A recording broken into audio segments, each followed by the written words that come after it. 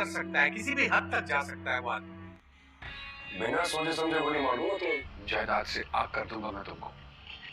2-4 बदमाशों से हमारी भी वाकफियत है।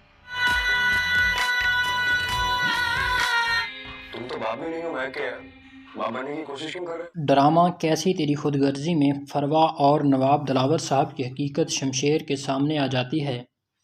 इस हादसे में आखिरकार महक बच कर भाग ही गई। आने वाली एपिसोड में आप देखेंगे महक सोचों में गुम है। उसे अब लगता है कि वो अब सिर्फ़ और सिर्फ शमशेर के काबिल ही रह चुकी है। आखिर वो क्या करे। उधर शमशेर भी इंतज़ार में है कि कब वो दिन आए जब मेरा और महक का निकाह होगा और वो इस घर में आएगी।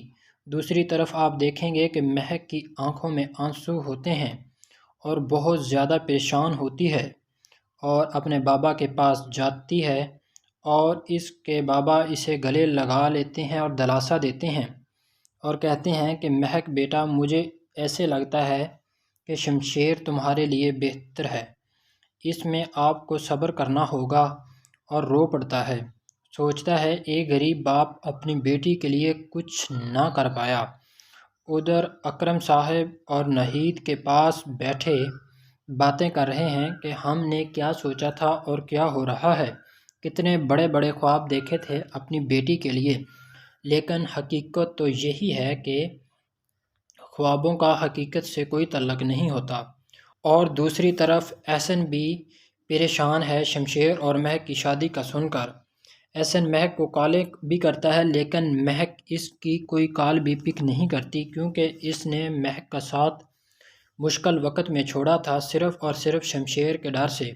दूसरी तरफ शमशेर सोचता है कि अब महक मेरी हो जाएगी, लेकिन उसे क्या पता कि दिलावर साहब फरवा के साथ मिलकर कितनी बड़ी चाल चल रहे हैं।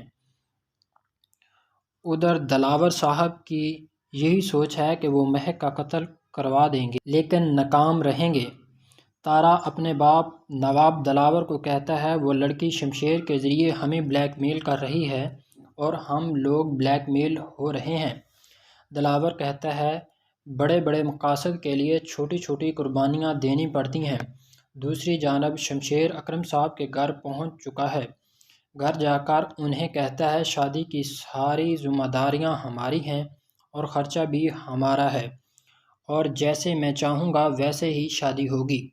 दूसरी तरफ शादी के अच्छे तरीके से तैयारियां की जाती हैं, हाल को भी अच्छे तरीके से सजाया जाता है और मौलाना साहब भी वहां पहुंच चुके हैं।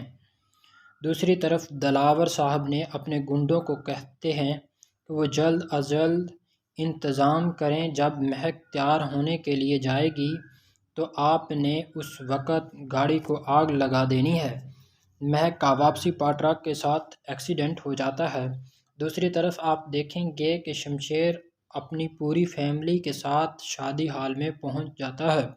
जब शमशेर को पता चलता है कि महक का एक्सीडेंट हो चुका है और गाड़ी को आग लग गई है, जैसे ही शमशेर ये बात सुनता है और कहता है अगर महक को कुछ हुआ ना तो मैं ज़िंदा गाड़ दूंगा तुमको। ये बात सुनने के बाद अकरम साहब भी परेशान हो जाते हैं। यहाँ पर दिलावर साहब नहीद को